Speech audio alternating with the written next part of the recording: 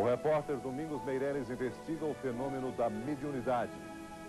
Os textos de Chico Xavier teriam sido mesmo ditados por espíritos de pessoas falecidas, entre elas grandes escritores como Augusto dos Anjos e Humberto de Campos? Peritos atestam. As assinaturas são mesmo autênticas. E até a física quântica tem explicação para o fenômeno. O surpreendente caso do jovem Maurício. Pela primeira vez na história, a versão do assassinato recebida por Chico Xavier absolveu o assassino. A mensagem do piloto de helicóptero contando como foram os últimos momentos de Ulisses Guimarães. A emoção de quem recebe palavras de um parente morto. Um homem que faz o bem e a todos transmite serenidade. Este é Chico Xavier nos depoimentos de Glória Menezes e Roberto Carlos. Há um mês, Chico Xavier completou 85 anos. Muito doente, ele já não recebe quase ninguém e se viu forçado a interromper o trabalho de mediunidade. Mas os frutos de uma vida inteira dedicada a servir ao próximo estão em toda parte, inclusive na cidade onde ele nasceu. Em 1910, quando Chico nasceu, Pedro Leopoldo, que fica a menos de 100 quilômetros de Belo Horizonte, tinha cerca de 5.000 habitantes. Uma cidadezinha tranquila e bem interiorana, que de repente se tornou conhecida pela fama inesperada do médium Chico Xavier.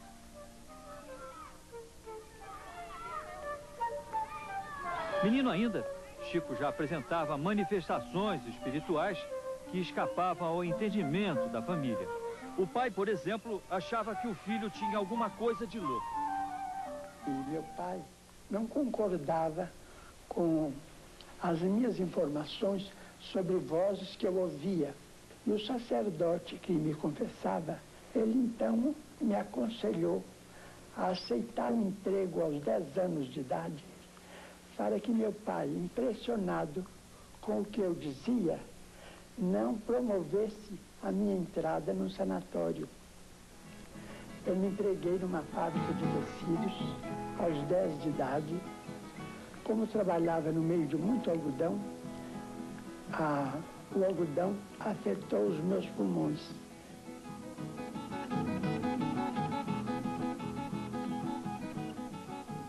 Mas de todos os sofrimentos padecidos na infância, o mais doloroso para o menino Chico foi acompanhar a longa agonia da mãe. Com a morte da mãe, a 29 de setembro de 1915, o pai distribuiu os 9 filhos menores entre parentes e amigos de Pedro Leopoldo. Chico passou então a viver com a madrinha Rita de Cássia, que o maltratava muito. Olha, minha mãe me ensinou que é de pequenino que se torce o pepino, viu? Com a dor, Chico aprendeu também algumas lições. Todas as vezes que a madrinha o maltratava, ele era consolado com uma visão de luz. A mãe aparecia sempre com palavras de consolo para amenizar o sofrimento do filho. Ele sempre pedia que ela o levasse junto. O menino já não suportava mais os castigos da madrinha. Sua vida vai ser muito difícil, Chico. Muito dura. Eu aprendi desde muito cedo a venerar Nosso Senhor Jesus Cristo na fé que minha mãe me transmitiu desde os 2 anos de idade. Aprendi a considerar Jesus como sendo nosso Senhor e Mestre. João Cândido, o pai, era vendedor e se casou pela segunda vez. A nova mulher, Cidália Batista, lhe deu 6 filhos. Para ajudar a manter os irmãos e o resto da família, que era muito pobre, Chico foi trabalhar como escriturário em uma fazenda modelo do Ministério da Agricultura, em Pedro Leopoldo.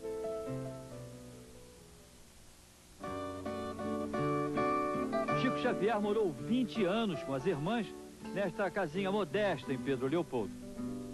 Dona Lucília, que foi criada pelo irmão, ainda guarda em cada canto doces recordações do tempo em que moravam juntos. Chico dormia aqui. A cama dele era ali, nessa posição, ó. A cama dele era aqui. Ele costumava psicografar aqui nesse quarto? Lá foi. Na sala.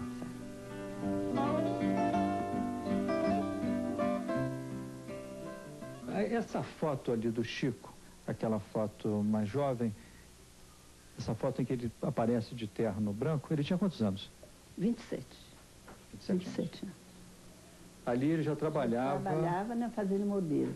Ali é um trecho da fazenda. Eu gosto muito de música. Gosto muito de música clássica. Eu ficava escrevendo e ouvindo. Aqui na sala? Na sala. Ele escrevia, ouvindo música e participando dos nossos assuntos. Ah, é? Sem parar de escrever. A música e a natureza sempre estiveram intimamente ligadas à vida de Chico Xavier. Chico Xavier, sempre que precisava meditar, costumava se refugiar em ambientes tranquilos, como o açude da fábrica de tecidos de Pedro Leopoldo. Era um dos poucos lugares onde ele podia ficar em paz e sozinho para poder fazer as suas orações. Foi durante um desses passeios que ele viu pela primeira vez a figura de Emmanuel, o seu mentor espiritual.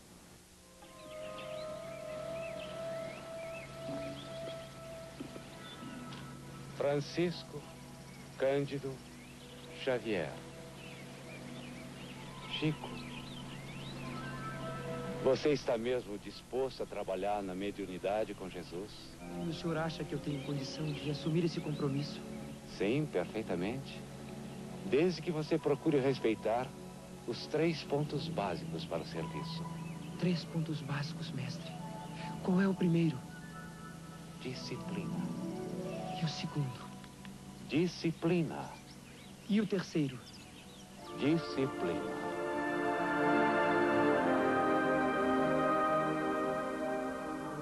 O primeiro centro espírita de Pedro Leopoldo foi batizado com o nome de Luiz Gonzaga. Dona Lia ainda se lembra da época em que o centro era um barracão. Chico morava ao lado com os irmãos. Hoje a casa onde ele nasceu, em 1910, também faz parte do centro.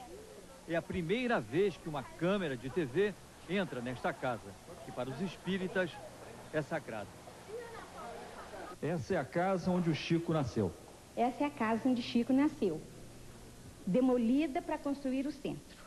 É uma casa bem menor. Bem menor, humilde, simples, como também era e é a família.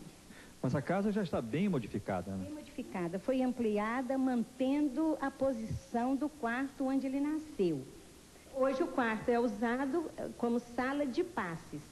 E aqui foi uma coisa que temos que guardar para o resto da vida, né? Porque aonde ele nasceu é um lugar muito sagrado, que a gente guarda por isso.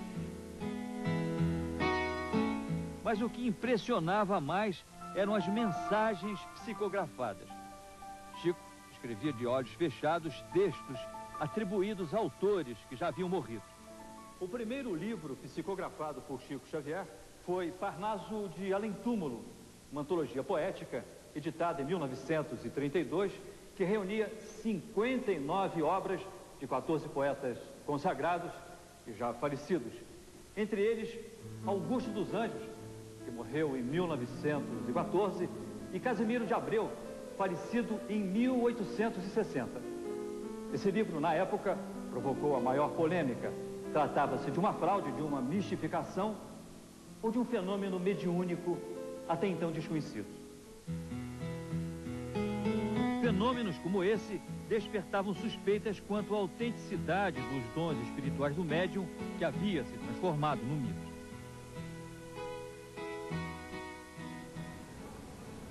Em agosto de 1944, os repórteres da Vinasser e Jamanzon, da revista O Cruzeiro, foram à cidade de Pedro Leopoldo para testar os poderes mediúnicos de Chico Xavier.